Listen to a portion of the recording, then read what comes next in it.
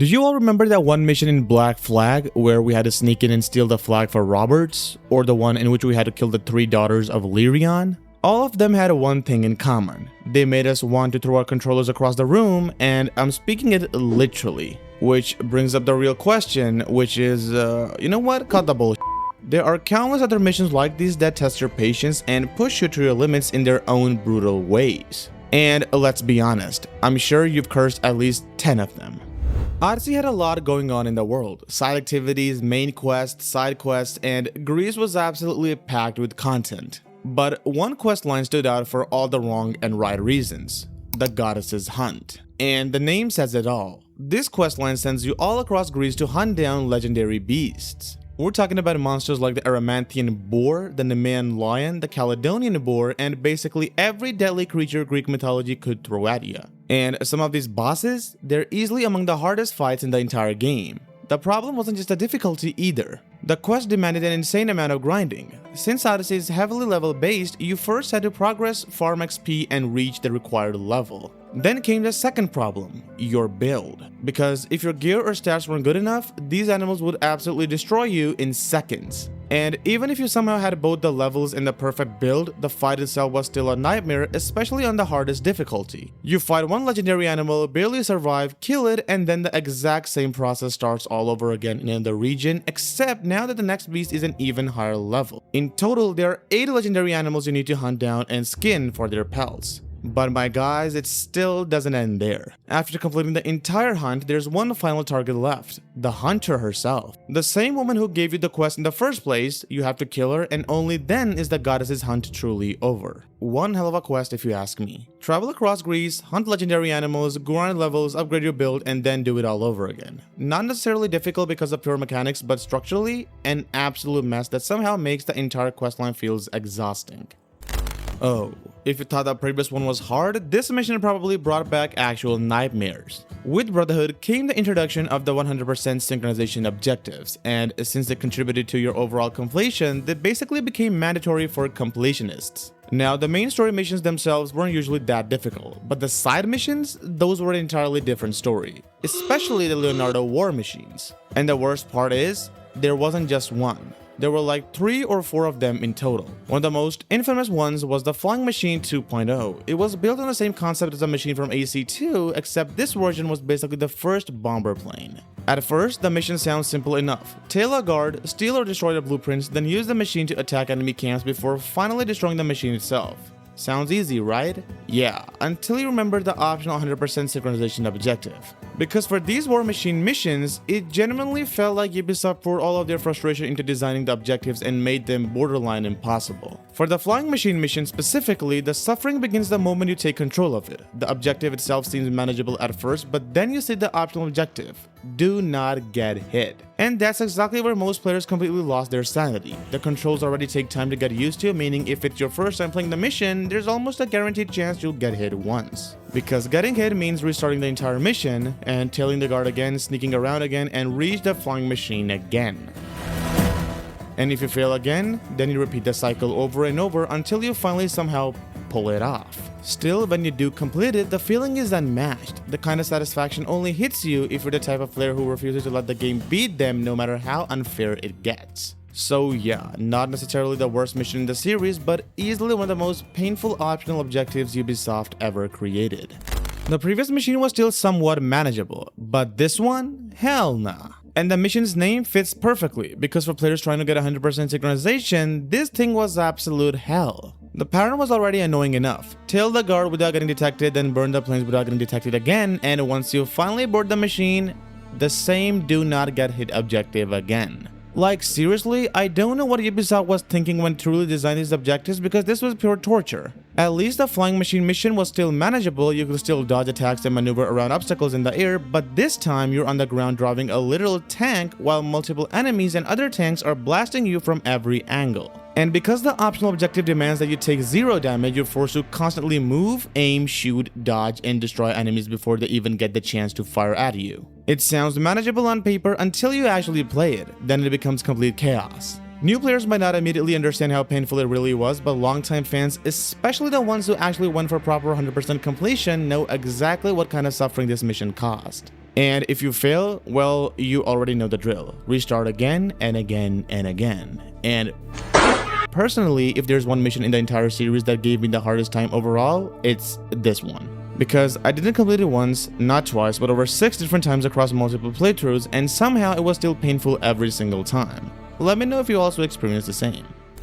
After the Ezio trilogy, we got Assassin's Creed 3, a game that improved and expanded almost everything the series had done before, and somehow the difficulty also got cranked up 10 times harder. A lot of missions in the game were an absolute pain to complete, especially the ones built around losing no health or avoiding damage entirely.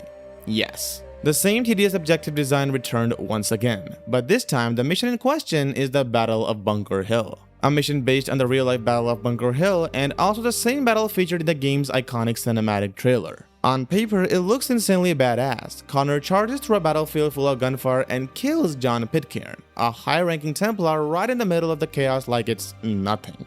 But only the players know how easy that actually was. Because for almost 70% of the mission, all you're really doing is trying not to get shot. And trust me, it's nowhere near as cool as it sounds. It's complete chaos. For new players especially, this mission is a different level of pain, unless you fully understand the game's mechanics and know the timing perfectly. And otherwise, you're probably going to fail over and over again. Most of the time, you'll think you're safe, and then suddenly a random musket shot hits you out of nowhere, instantly failing the optional objective. Thankfully enough, unlike the War Machine missions from Assassin's Creed Brotherhood, this one isn't nearly as punishing when it comes to restarts. Instead of replaying the entire mission from the beginning, the game usually places you back at a checkpoint close to where you failed, making the process slightly more bearable. But even after surviving the battlefield itself, the mission still isn't over. To finally reach Pitcairn and assassinate him efficiently while also completing the optional objectives, you'll probably fail multiple more times before getting the perfect run. Whether you were just an average player or a hardcore completionist, this mission had to annoy you at least once. And if it didn't, then honestly, you're just built differently.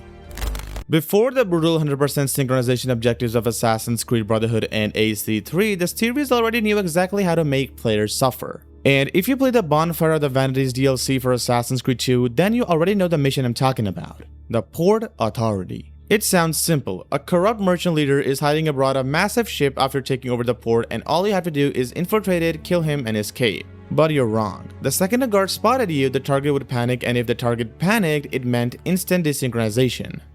Now remember, this was AC2. Stealth mostly consisted of slow walking around, hanging from ledges, and hoping the AI didn't randomly turn its head. And somehow Ubisoft decided to cram that ship with guards. Heavy brutes, agile patrols, archers above, and patrol routes so tight there was almost no room for error. You would swim toward the ship unnoticed, climb up carefully, wait for the perfect moment, pull off a flawless ledge assassination, and then some random guard across the deck would spot you through a tiny gap in the railing. This mission was pure patience testing. You had to memorize guard positions, learn patrol routes, and execute everything perfectly. It didn't even need optional objectives to be frustrating. This mission proved that long before 100% sync became infamous, Ubisoft already knew exactly how to make players regret touching the controller.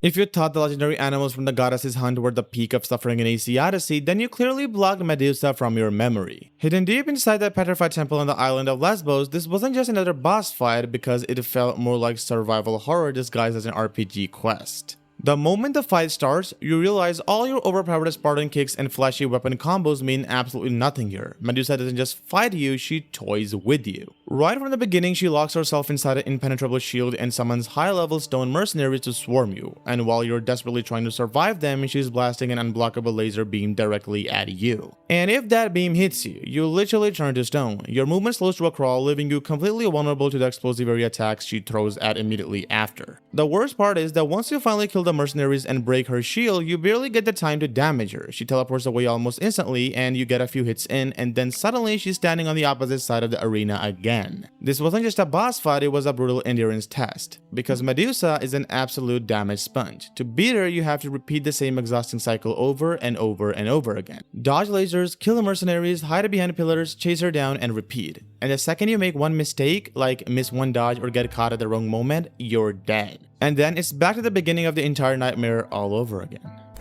By the late game of Black Flag, your ship, the Jackdaw, basically feels like a floating fortress. Your cannons are upgraded, your hull is reinforced, and you probably think you're unstoppable. That is, until you decide to hunt the legendary ships. Most of these boss ships still follow the normal rules of naval combat. They circle around you, fire devastating broadside cannons, and bombard you with mortars. But El Impoluto, that ship straight up ignores the laws of physics. This massive Spanish man-of-war doesn't just attack you, it hunts you down. Despite it being a gigantic armored warship, it somehow moves faster than ships that are way smaller and lighter, and its main strategy isn't even cannon fire. It's ramming you at full speed, and if that ram connects, a horrifying chunk of your health bar instantly disappears, and at the moment you start feeling like Edward Kenway. Normally, naval combat in Black Flag feels strategic, like positioning your ship correctly, timing your broadside cannons, and controlling the fight. But El Impoluto throws all of that out the window and turns the battle into a terrifying game of chicken where you're almost guaranteed to lose the collision. And if your ship isn't upgraded to the maximum level, honestly don't even bother showing up. And even if it is fully upgraded, expect to see the bottom of the ocean a few times before you finally sink this absolute beast. If El Impoluto was a nightmare, then the Storm Fortress from Assassin's Creed Rogue is the literal devil of the sea. It's widely considered the hardest naval encounter in the entire franchise, and for a good reason. This ship doesn't just want to sink you, it wants to completely erase you from existence. The moment you sail into the fog and see it appear, you immediately know you're in trouble. The Storm Fortress is a gigantic black-clad man-of-war that genuinely looks like it came straight out of hell itself. It has an absurd amount of health, more than almost any other ship in the series, and its firepower is absolutely insane. Massive broadsides, flaming oil slicks, mortars, everything about it is designed to overwhelm you. But the real throw your controller moment comes when you finally think the battle is almost over. Once the Storm Fortress drops to around 20% health, the game pulls the ultimate betrayal. It calls for backup. Two additional legendary ships called the Argonaut and the Hero suddenly enter the fight and immediately start hunting you down. So now, instead of fighting one nearly unkillable boss ship, you're dealing with 3 elite warships at the same time. And from that point onward, the battle becomes absolute chaos. The ocean is covered in fire and you're desperately trying to avoid getting rammed or torn apart from all sides. You have to constantly balance your focus between surviving the Storm Fortress's devastating attacks while also stopping the reinforcements from completely cornering you. It becomes a brutal battle of endurance that demands near perfect timing with your brace ability and expert use of every naval mechanic the game taught you. And honestly, if you somehow manage to beat this fight, then congratulations. You genuinely earned your place as a Master Templar. If there's one mechanic the Assassin's Creed series is absolutely infamous for, it's their tailing missions. And if you want the single most soul-crushing tailing mission in the entire franchise, welcome to the Siege of Charlestown. Edward is a legendary pirate captain, but in this mission you're basically a stressed out stalker crawling through mud and praying nothing goes wrong. The mission already starts with one of the dumbest concepts imaginable. You have to stealthily tail a tiny gunboat through a narrow foggy swamp using the jackdaw. Yes. You are somehow trying to sneak an entire pirate ship through a swamp without being detected. One wrong turn and you're desynchronized. But somehow that's only the beginning. The real suffering starts once you leave the jackdaw and begin tailing the target's rowboat on foot. Now you're running along the shoreline trying to keep up with the moving boat while you're navigating a swamp filled with crocodiles. And just when you think the mission cannot get possibly worse, Ubisoft throws in an eavesdropping section. Now you have to stay inside a tiny moving circle while the target walks through a heavily guarded slave camp. You're constantly shifting between cover, climbing over obstacles, and praying a guard doesn't randomly turn around at the worst possible moment. One tiny mistake during the eavesdropping section can throw you all the way back, forcing you to slowly stalk that miserable rowboat with a crocodile-infested swamp all over again. The mission completely destroys the fun pirate fantasy that makes Black Flag so enjoyable and replaces it with pure anxiety and frustration. And honestly, if you somehow beat this mission on your first try without screaming at your screen, you deserve a raise. Mirage was supposed to be a return to the series' roots, and to be fair, it absolutely was. Stealth finally mattered again. But with that return came something else the older games were infamous for, getting brutally punished for making one tiny mistake. Enter the Damascus Gate prison mission, better known as Jailbreak. By this point in the game, you've probably gotten comfortable with Basim Ibn Ishaq. You're sneaking through rooftops, throwing knives, and feeling like a proper assassin. Then the prison level humbles you instantly. The entire area is basically a giant maze filled with tight hallways, layered patrol routes, and barely any safe places to hide bodies. And unlike characters like Eivor or Cassandra, Basim isn't built to tank entire armies. He's fragile. The mission sounds simple: sneak in, find the rebel leader, and escape. But the second you enter the prison, things start going wrong. Guards are packed everywhere, heavy enemies patrol key areas, and one detection can spiral completely out of control. The second the detection meter turns red, the prison basically explodes into chaos. Mirage doesn't go easy on you once stealth breaks. Guards flood the area from every direction, alarms trigger, and suddenly you're trapped in what feels like a full-scale prison riot.